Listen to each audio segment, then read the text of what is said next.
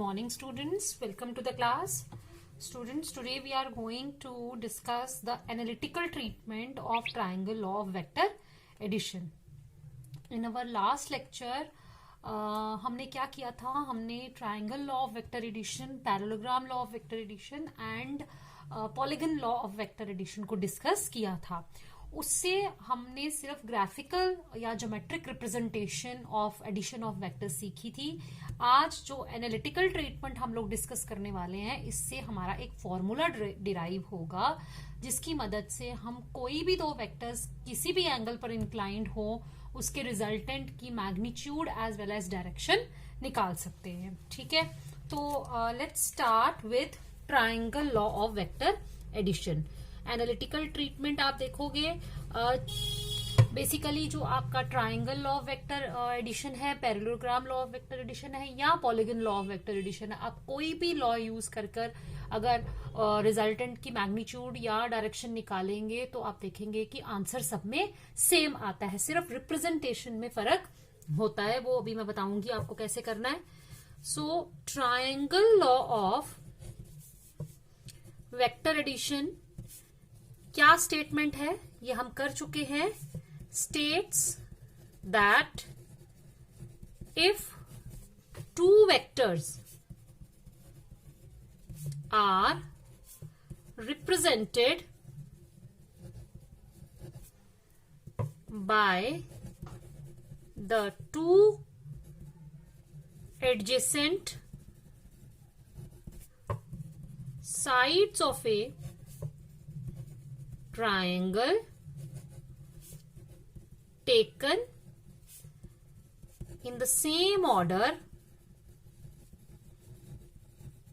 then the side closing the triangle taken in the opposite order represents the resultant. ठीक है, ये already हम लोग पिछले वीडियो में डिस्कस कर चुके हैं. यहां पर अब हम इसका अकॉर्डिंग टू दिस लॉ हम डायग्राम बनाएंगे और फिर हम उसको सॉल्व करेंगे. लेट अस से कि हमारे पास ये एक वेक्टर है P and there is another vector Q. ठीक है, it is represented, P vector is represented by the side AB, Q vector is represented by the side BC. और आप देखिए इन दोनों की sense of direction, sense of movement, order जो है वो सेम है. तो अब ये जो साइड हम क्लोज करेंगे, ठीक है, क्या करेंगे, साइड क्लोज करेंगे this side AC, but order is taken in the opposite direction. कैसे, ये आप देखो किस डायरेक्शन में जा रहा है आपका, ये एरो जा रहा है आपका एंटी क्लॉकवाइज में, तो जो AC की डायरेक्शन होगी वो होगी क्लॉकवाइज डायरेक्शन में, तभी AC जो है वो रिजल्टेंट को रिप्रेजेंट करेगा. ठीक है, this is your vector P, this is your vector Q and this will be your vector R which gives the resultant of these two vectors. ठीक है, अब आ जाइए कि what is the angle between P and Q. बताओ मुझे कि क्या ये एंगल होगा P एंड Q में? नो. हम लोग जब एंगल, मैंने आपको बताया था, तो मैंने बताया था कि जब भी हम लोग एंगल निकालते हैं तो हमें क्या करना पड़ता है, या तो उसको टेल टू टेल आप कनेक्ट कीजिए या उसको हेड टू हेड कनेक्ट कीजिए. मतलब या तो उनकी टेल, एक की टेल और दूसरे की टेल कोइंसाइड करे, या क्या करे वो एक का हेड और दूसरे का हेड जो है वो एक कॉमन पॉइंट पे मीट करे. लेकिन यहाँ ऐसा नहीं है. ये देखो, इसकी ये यहाँ पर हेड है और BC की ये टेल है. तो एंगल तभी हम ले पाते हैं, द एंगल जब भी हम दो वेक्टर्स के बीच में, सपोज जैसे मैंने उस दिन बोला था कि एंगल कैसे लेते हैं. देखो मैं यहाँ पे एक सेपरेट डायग्राम ड्रॉ करती हूँ. This is vector P and this is vector Q. Means ये वेक्टर ऐसा है, ठीक है, और ये इसकी डायरेक्शन है. तो इन दोनों के बीच में जो एंगल होगा वो ये नहीं होगा. This is the angle between these two vectors. P और Q के बीच में ये एंगल होगा, क्योंकि स्मॉलेस्ट एंगल लेना होता है कब, दो वेक्टर्स के बीच में जो एंगल्स बनते हैं उनमें से हमने सबसे छोटा एंगल लेना होता है, लेकिन कंडीशन क्या होती है कि आपने उसको शिफ्ट करना है। तो हमने क्या मतलब टेल टू टेल ज्वाइन करना है या हेड टू हेड ज्वाइन करना है। तो आप इस क्यू वेक्टर को इसकी पोजीशन पर रहने दो और पी को उठाकर आप यहां रख दो। जब आपने ये आपका आ गया पी वेक्टर और ये अब बन गया आपका क्यू वेक्टर, मतलब आपने क्या किया, शिफ्ट किया। And shifting of parallel shifting of the vector, जब हम उसकी ना तो डायरेक्शन चेंज करते हैं ना मैग्नीट्यूड करते हैं और पैरेलल उसको शिफ्ट करते हैं, तो उसमें एंगल, दो वेक्टर्स में एंगल चेंज नहीं होता। तो आपने इस वेक्टर को यहां से उठाया, यहां रख दिया, अब इनके टेल टू टेल कनेक्ट हो गए, तो ये बन गया इनके बीच में एंगल थीटा। सो ये मैंने इसलिए बताया क्योंकि P और Q के बीच में जब हम लोग एंगल लेंगे तो this will be the angle between vector P and vector Q। ठीक है, अब हमने इस डायग्राम में क्या करना है, यहां से एक परपेंडिकुलर ड्रॉ करना है। ठीक है, उस परपेंडिकुलर को नाम देना है हमने N। तो आ जाइए, अब हम ये डायग्राम हमारा कंप्लीट है। अब हम लिखेंगे AB इज इक्वल टू, जो साइड AB है वो क्या रिप्रेजेंट कर रही है, वेक्टर PQ। ठीक है, और BC क्या रिप्रेजेंट कर रही है, जो BC, ये इसको वेक्टर दे दो, BC वेक्टर क्या रिप्रेजेंट कर रहा है, ये है vector, this is vector P, sorry not Q, this is vector P and this is vector Q। So side AC आपकी क्या रिप्रेजेंट करेगी, वेक्टर R। ठीक है, यहां तक क्लियर हुआ। What is the angle between the theta is the angle between, अब angle कैसे बनाया याद रखिएगा, कभी भी जब आप ड्रॉ करेंगे ये वाला एंगल मत लेना दो वेक्टर्स के बीच में, ये एंगल नहीं होता। एंगल हमेशा तब बनता है दो वेक्टर्स के बीच में जब हम उसकी टेल टू टेल या हेड टू हेड ज्वाइन करते हैं। अगर वो ज्वाइंट नहीं है, जैसे ट्राइंगल लॉ में होता है, लॉ ऑफ वेक्टर्स में होता है, तो आपने उसको किसी भी एक वेक्टर को उठा के पैरेलल शिफ्ट करना है और फिर उनकी टेल, दोनों की टेल्स मिलानी है या दोनों की हेड्स मिलाने हैं, और फिर जो एंगल उनके बीच में छोटा एंगल बनेगा वो एंगल कंसीडर करना है। Theta is the angle between P vector and Q vector. Let us say this is angle beta. Beta is the angle between R vector and P vector. Clear हुआ?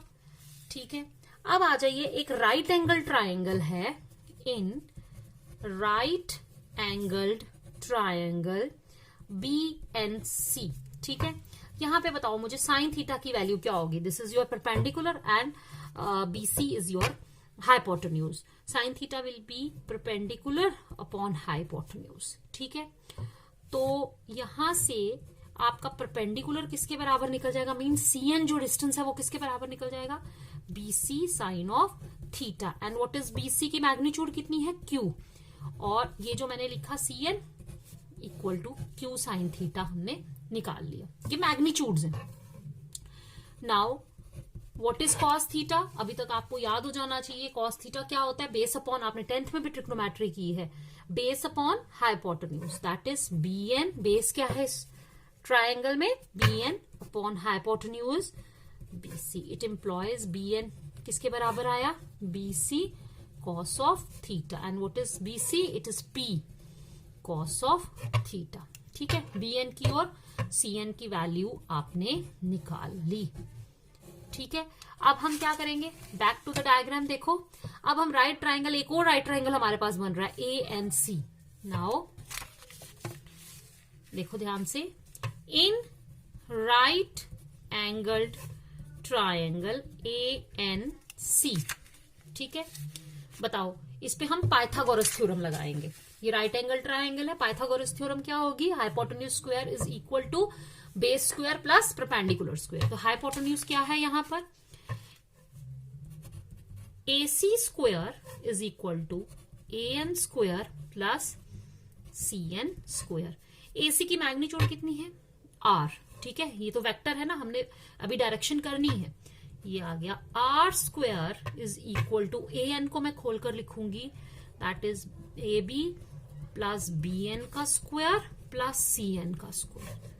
अब AB की value लगाओ, AB in magnitude is P, B N की value हमने निकाली है, sorry यहाँ पे क्यू है, P plus Q cos theta, देखो बी एन की वैल्यू हम ऑलरेडी निकाल चुके हैं, प्लस सी एन की वैल्यू क्यू साइन थीटा का स्क्वायर, ठीक है, स्क्वायर करिए, P square plus Q square cos square theta, A plus B का होल स्क्वायर लगाना, this is A and this is B, plus 2ab 2pq cos of theta, plus Q square sine square theta, ठीक है, P square आ गया, इसमें और इसमें Q square common ले लेंगे, ब्रैकेट में क्या आ जाएगा, sine square theta plus cos square theta plus 2pq sine cos theta. Now what is sine square theta plus cos square theta equal to 1, तो हम यहां लिखेंगे P square plus Q square plus 2pq cos theta, हमारा resultant का R का square आया, ठीक है। So what is now R, it is under root of P square plus Q square plus 2pq cos of theta, ठीक है। ये जो आर का फॉर्मूला है ये हमें क्या देगा, मैग्नीट्यूड ऑफ द रिजल्टेंट, ठीक है। अगर आपको पी वेक्टर की मैग्नीट्यूड पता है, क्यू वेक्टर की मैग्नीट्यूड पता है, उन दोनों के बीच में एंगल पता है, तो हम लोग रिजल्टेंट की मैग्नीट्यूड निकाल सकते हैं। अब बारी आती है डायरेक्शन की, how the direction is given, ठीक है। तो हम डायरेक्शन के लिए क्या करेंगे, मैं यहीं पर निकाल देती हूँ ताकि आपको पलटना ना पड़े page. Direction of R is given by tangent beta, ठीक है। कौन सा beta, beta is the angle which the resultant makes with the horizontal vector. तो टेंजेंट बीटा, पूरा ट्रायंगल देखो, ये राइट एंगल ट्रायंगल, टेंजेंट ये देखो, ये राइट एंगल ट्रायंगल, टेंजेंट क्या होता है, tangent is perpendicular upon base, that is cn upon an, ठीक। cn की जगह वैल्यू लग जाएगी, cn क्या है, cn is q sine of theta and an आपने निकाला था, an is p plus q cos of theta, ठीक है। तो व्हाट इज द एंगल, अब इन दोनों के बीच में एंगल कितना बना, रिजल्टेंट और इसके, क्योंकि angle gives us basically the direction, so beta is tangent inverse q sine theta p plus q cos theta, ठीक है। हम वैल्यू सब्स्टिट्यूट करके p q थीटा की वैल्यू सब्स्टिट्यूट कर हम उसका डायरेक्शन मतलब बीटा निकाल सकते हैं कि किस डायरेक्शन में दो वेक्टर्स का रिजल्टेंट एक्ट करेगा, means that gives the direction of the resultant vector. I hope ये क्लियर हुआ। Now let's come to some special cases, ठीक है। कुछ स्पेशल केसेस हम लोग इसमें डिस्कस करेंगे। क्या है वो स्पेशल केसेस, आपके पास रिजल्टेंट का फॉर्मूला आ गया, आप लिखोगे P square plus Q square plus 2pq cos of theta, ठीक है। सपोज आपके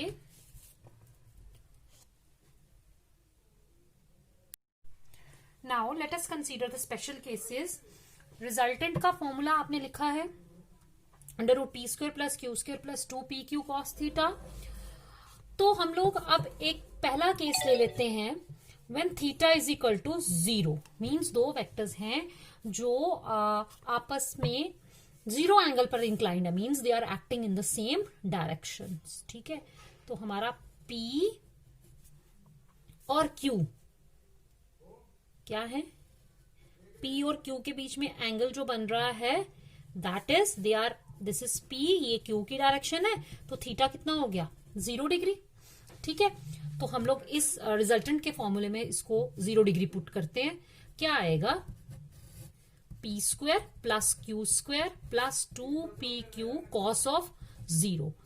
ऑल ऑफ यू नो कि कॉस ऑफ 0 इज 1, तो ये आ जाएगा प्लस 2pq। इसको मैं लिख सकती हूँ p प्लस q का whole square square and root cancels out, तो मैग्नीट्यूड जो आई इसकी आर की that will be P plus Q। ठीक है, इसको अगर आप ऐसे लिखेंगे तो भी ये क्या है, it is right, means magnitude of P plus Q। ठीक है, मॉड जो है वो हमें बताता है magnitude of P plus P और Q, मतलब मॉड बताता है कि ये mod is equivalent to the magnitude. ठीक है, अब देखो क्या मतलब है इसका, कि अगर आपके पास इसको आप ऐसे लिखो, ठीक है, क्योंकि mod of P plus mod of Q। Resultant means अगर आपके पास दो वेक्टर्स हैं, they are acting in the same direction, तो जो उनकी रिजल्टेंट की मैग्नीट्यूड होगी that will be the simple addition of these two vectors. ठीक है, आप उनको सिंपली क्या कर दोगे, ऐड कर दोगे। एंड डायरेक्शन विल बी, मैंने ये पहले भी कराया, same as of P vector and Q vector. Second special case ले लो, when theta is equal to 180 degree. उसमें क्या होता है कि अगर आपका ये P वेक्टर है तो Q वेक्टर की जो डायरेक्शन है दैट इज ऑपोजिट। ठीक है, तो आपके इन दोनों के बीच में एंगल कितना आ गया, 180 डिग्री।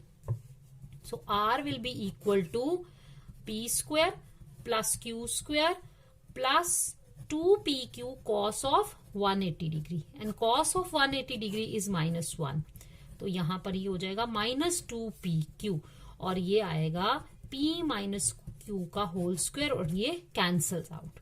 तो resultant R will be equal to mod P minus mod Q। मतलब अगर आपके पास दो वेक्टर्स है, they are acting in the opposite direction, means angle is 180 degree, तो उनका रिजल्टेंट क्या होगा, bigger vector minus smaller vector, and direction will be of the bigger vector. ठीक है, उस दिन हमने ग्राफिकल मेथड से किया था, आज हमने उसी चीज को फॉर्मूले से देखा है।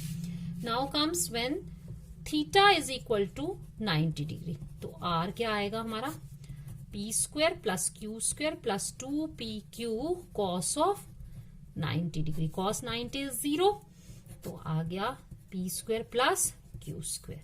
ठीक है, तो रिजल्टेंट निकल जाएगा under root P square plus Q square, and tangent beta क्या निकलेगा, that will be Q sine of 90 degree P plus Q cos of 90 degree. मैंने बीटा वाले फॉर्मूले में लगाया ये, Q sine 90 is 1, P plus Q into 0, तो tangent beta किसके बराबर आया, Q अपॉन P, और you can say beta is equal to tangent inverse. इसमें डायरेक्शन ऐसे निकलेगी, direction is given by beta. ये हो गया हमारा ट्राइंगल लॉ ऑफ वेक्टर्स का एनालिटिकल ट्रीटमेंट। फॉर एग्जाम्पल देखो, अब एक चीज ध्यान से देखो, अगर आपको एग्जाम्स में पूछ लिया जाए कि एनालिटिकल ट्रीटमेंट ऑफ, ठीक है, एनालिटिकल ट्रीटमेंट ऑफ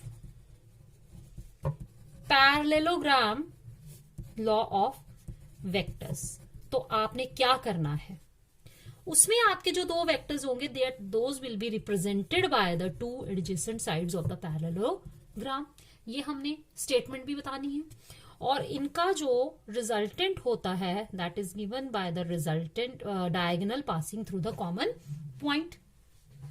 अब आपने इस पैरेललोग्राम को सबसे पहले तो क्या करना है, यहां पे कंप्लीट करना है। ठीक है, अब आपका ये इन दो वेक्टर्स के बीच में एंगल, आपको पता है यहां टेल टू टेल कनेक्टेड है, ये होगा theta.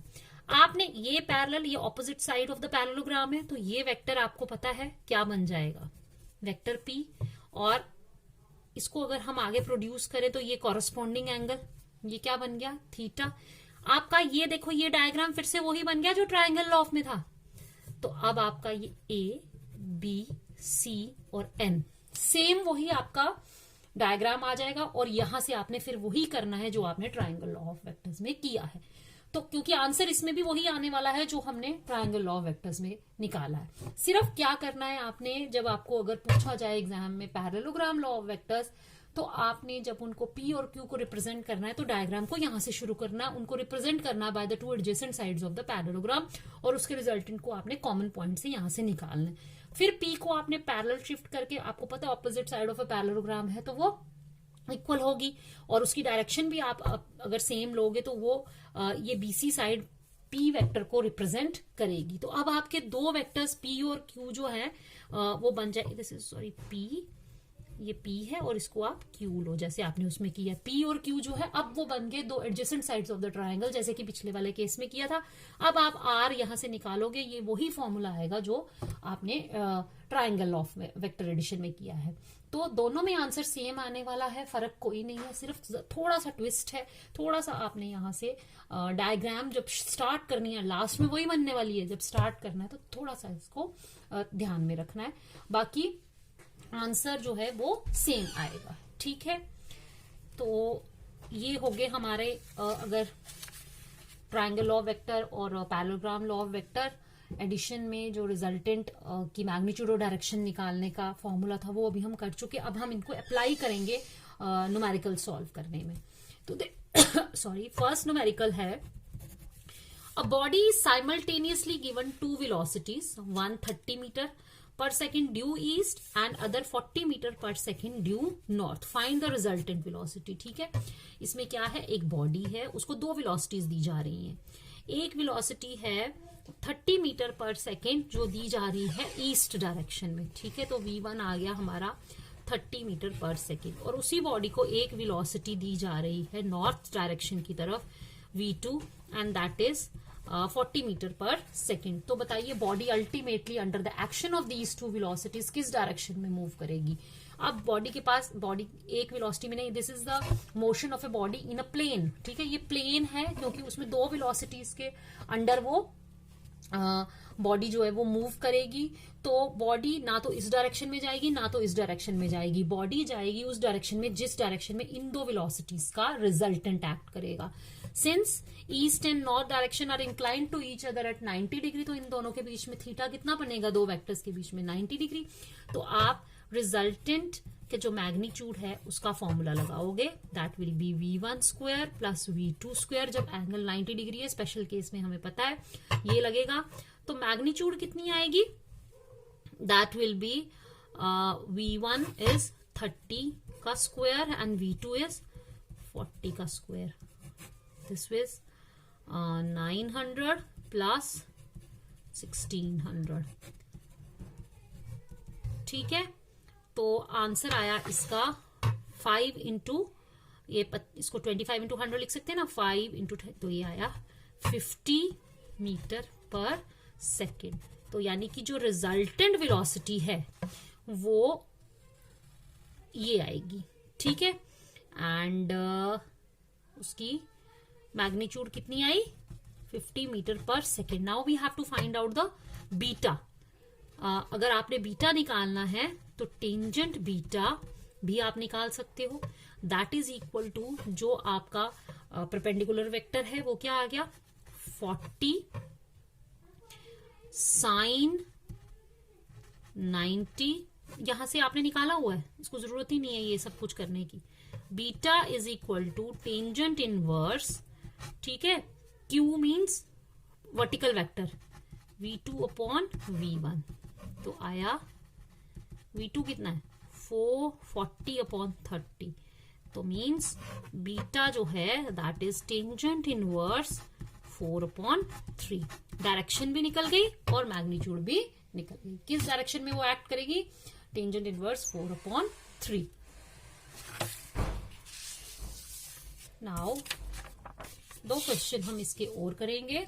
Two vectors both in equal in magnitude have their resultant equal in magnitude of either. Find the angle between the two vectors. अब हमें क्या निकालना है, एंगल। आपको दो वेक्टर्स दिए हैं, ठीक है, दोनों की मैग्नीट्यूड जो है, two vector both have the magnitude same. ठीक है, तो आपके पास आया वेक्टर P की मैग्नीट्यूड और Q की magnitude is equal to, both are equal. ठीक है। नाउ रिजल्टेंट भी जो है उनका, उसकी भी मैग्नीट्यूड जो है वो वही है। तो लेट अस से ये आ गया हमारे पास। Find the angle between the two vectors, तो हमें दो वेक्टर्स के बीच में एंगल निकालना है।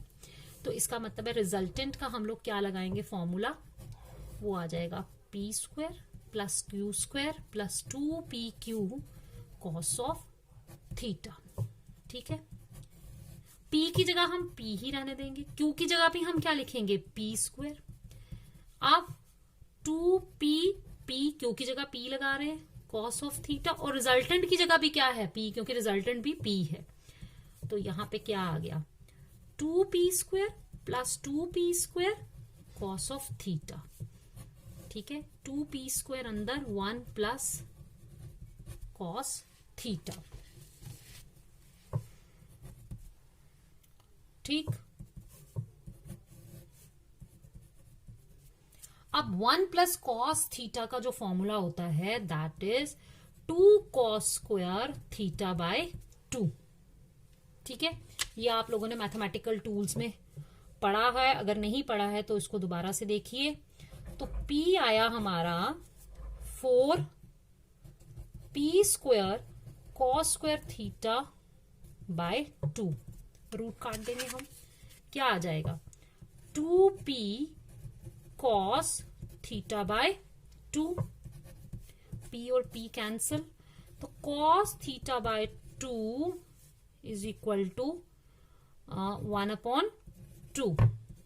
ठीक है, तो बताओ 1/2 किस कॉस के एंगल की वैल्यू होती है, कॉस 60 डिग्री। कॉस और कॉस कट गया, theta is equal to 120 degree. तो angle between the two vectors in this case is equal to 120 degree. ठीक है, नाउ लेट्स, ये बहुत इंपॉर्टेंट क्वेश्चन है, बहुत बार एग्जाम में पूछा जा चुका है। Next question is the sum of the magnitude of two forces acting at a point is. So let's move on to the next question. The sum of the magnitudes of two forces acting at a point is 18 Newton and the magnitude of their resultant is 12 Newton. तो पहले हम यही लिख लेंगे solution. Let P and Q be the two forces. ठीक है, तो P plus Q according to the given condition दिया हुआ 18 न्यूटन, और इनका जो रिजल्टेंट है R वो दिया हुआ है 12 न्यूटन मैग्नीट्यूड। अब कहता है कि resultant makes an angle of 90 degree with the force of smaller magnitude. तो let P is less than Q, मतलब P जो है वो छोटी फोर्स है, तो टेंजेंट बीटा क्या आएगा, दैट इज Q, ये आपने पढ़ा हुआ है, sine theta upon P plus Q cos theta. यहां से आपको टेंजेंट बीटा जो दिया that is beta is given as 90 degree. Beta is given 90 degree, therefore tangent 90 degree is equal to Q sine theta P plus Q cos theta.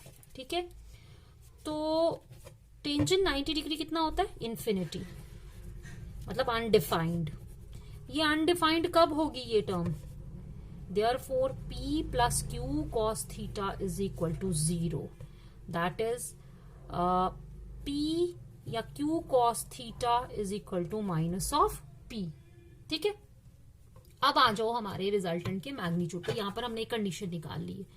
Now resultant is equal to P square plus Q square plus 2pq cos of theta. P square को मैं P square ही रहने दूंगी, Q की जगह मैं लिखूंगी, यहां से देखो Q is equal to 18 minus P, तो यहां लिख लूंगी मैं Q की जगह 18 माइनस P का स्क्वायर प्लस 2P, और यहां देखो Q cos थीटा की जगह आ गया मेरा माइनस P। ठीक है, तो मेरी वैल्यू क्या निकलेगी, और ये रिजल्टेंट दिया हुआ है आपको 12 P स्क्वायर प्लस 18 का square plus P square minus 36p और माइनस 2p स्क्वायर। ये p square plus p square 2p square minus p square cancel, तो ये आया 12 इज इक्वल टू 18 का पी स्क्वायर होता है 324, ठीक है, और ये आया माइनस 36 पी, 18 to 36, ठीक है। अब मैं इसको पूरे को अगर स्क्वायर करूं तो यहां से स्क्वायर रूट कट जाएगा, ये आएगा 144 is equal to 324 minus 36 P. It implies 144 is equal to 324, ये आ गया माइनस, ठीक है, इधर minus equal to minus 36 P. तो इसको हम माइनस करें तो क्या आता है, ये आता है minus 180 is equal to minus 36 P. Minus minus cancel, तो यहां से देयरफॉर मेरा पी कितना निकलेगा 180 upon 36, I think it is 5। तो P निकल गया मेरा 5 न्यूटन और Q निकल गया 18 minus 5 is equal to 13 newton. ये हमारा आंसर इसमें आ गया। आई होप आपको ये प्रॉब्लम समझ में आई होंगी। जितनी आप प्रैक्टिस करोगे बच्चों उतनी ही ज्यादा आपको चीजें जो है वो क्लियर होती जाएंगी, ठीक है। आज हम यहीं पर ब्रेक लेते हैं। नेक्स्ट टाइम मैं आपको करवाऊंगी, इसमें हमारा बच गया है resolution of vectors, how to represent the vectors in terms of IJN के यूनिट वेक्टर्स, और उसके बाद फिर हम रिलेटिव वेलोसिटी की problems, river boat problem, swimmer boat problem, umbrella वाली प्रॉब्लम्स भी डिस्कस करेंगे। Thank you so much. Till my next video, goodbye, have a nice day.